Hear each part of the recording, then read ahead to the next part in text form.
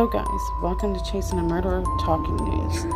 And please, before we get started, if you take a moment to press like, hit the subscribe button, and hit the notification bell if you would like notifications whenever we have new uploads. That would be so much appreciated. So I've been researching the Lori Vallow case so much that I haven't really had a lot of extra time, but today I decided that I wanted to at least take some time to draw some attention to a few women that are missing. A lot of times my stories revolve around foul play or suspected foul play, and we're trying to get answers and justice. Now guys, my mic is broke, so forgive the worse than normal audio. Now I don't want to waste your time with a bunch of introduction, and we're going to go ahead and jump into these stories. And so this story is coming out of Spring, Texas. 29-year-old Taylor Pomiski is last seen April 25th. Her boyfriend, who is an ex-NFL player, Kevin Ware, is there too. So according to court records and a few media articles, the former NFL player, Mr. Ware, has actually a criminal history dating back to 2007. He is a convicted felon and was most recently arrested in Montgomery County on April 19th. Investigators there found drugs and guns in his car, but he was able to make bond and get out, so he got out of jail.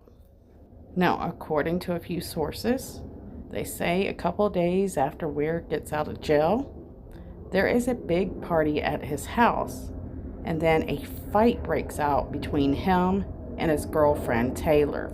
And for those of you who keep up with stories like this are probably familiar with Tim Miller, who is actually the founder for EcuSearch. He says that he believes that this fight got fairly violent. Now, a friend has something interesting to say 2 weeks before Taylor goes missing.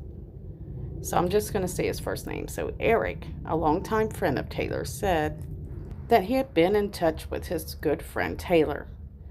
But when he was talking to her and before she disappeared, she had told him that she was in danger. She was in trouble. She could make you laugh and cry in the same moment sometimes. So let's go over the timeline. She was last seen April 25th, 2021 at her boyfriend's house or her house on Stellium Brooks Road in northwest Harris County. This is in Spring, Texas. And according to news articles, Taylor did live in the house in which the party took place with her boyfriend, the ex-NFL player Kevin Ware Jr.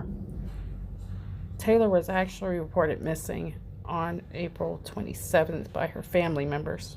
And around May 11th, more than 2 weeks later that she was reported missing, her case is handed over to the HCSO homicide unit for further investigation. So that is not good news. This is sad because the warnings were there, and her friend Eric said that she and he were talking about her getting out of there and just getting back on her feet.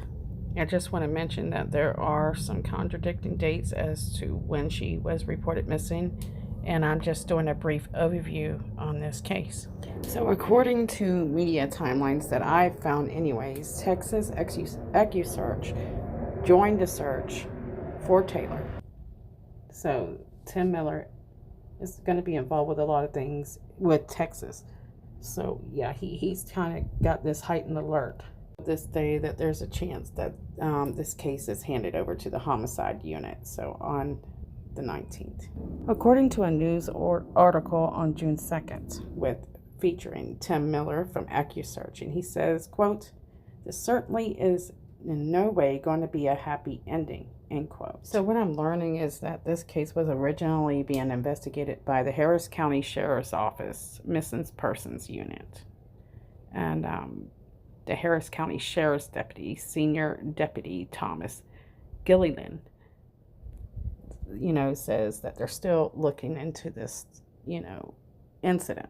Interestingly, Though they suspect foul play, and that her disappearance is definitely has a question mark and exclamation point, they have not named her boyfriend, Ware Jr., or anyone else a person of interest or a suspect in this case so far. And since that night at the party at her house, no one has heard from Taylor. Okay, so let's go over her identity and appearance. So Taylor Pomiski is a white woman, 5 feet 2 inches tall, weighs between 90 and 105 pounds. She has blonde hair and blue eyes. She has a mole above her left eyebrow and a mole on her left side of her nose. She also has a tattoo, an infinity serenity, that is on the front of her hip. So what we know about Taylor from her Facebook page is that she is from Fort Lauderdale, Florida, and that she was a former master data specialist at Lyondale Bissell, I guess that's how you say that. Sorry guys, a global chemical, plastic, and refining company. Her last Facebook is on April 23rd, and she indicated that she was in a relationship. Now, Taylor's parents, her mother Leslie Mandeville and her father Stephen Pomiski, told Inside Edition how difficult it was since their daughter vanished. They state, quote, "We are desperate to find her. We miss her and we love her. We are extremely concerned because left behind was the love of her life, Molly, her dog, and all her belongings," end quote. Okay, and so take a good look at these pictures and you can see that she has quite a different look depending if she's wearing makeup or not wearing makeup, but she also has appeared to lose a little bit of weight compared to some of these photos. Just know that us blondes and redheads, we look totally different when we don't have makeup on. So we have those light eyelashes and eyebrows, and once you doctor those up, it really kind of is like like a star shining. The look can be so different. Not saying that she doesn't look good without makeup, guys. So that's why I'm posting, and a lot of other people are doing the same, where you post the comparison photos of with and without makeup. So if you guys know anything, make sure that you call Crime Stoppers, or you can call your local police. They'll direct you where you need to go, or they'll just take the information. This is truly not looking good, and this story is so familiar to so many of the stories that we hear about on a regular basis, it seems. And I don't understand why women, they have those warnings. They're like, I feel like I'm in danger here. Well, the moment that you feel that you're in danger, ladies, or you have a friend that feels that way, you immediately pull them out of that situation no matter what. You guys deserve to treat yourself and love yourself better.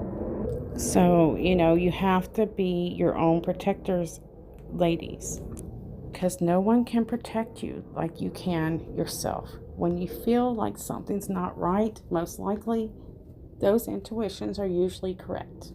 Get out immediately. Call someone to pick you up. If you have to, start walking away. And so I see so many ladies make that mistake where they feel the danger, and then this guy will come up and try to make things all better and give them the world so that they trust them again. And it's at that point, when they bring down those bars, those walls, that they attack. So I'm going to go ahead and cut this short, guys. Please share this video. Make sure you give it a thumbs up. Hit the subscribe button and hit the notification bell.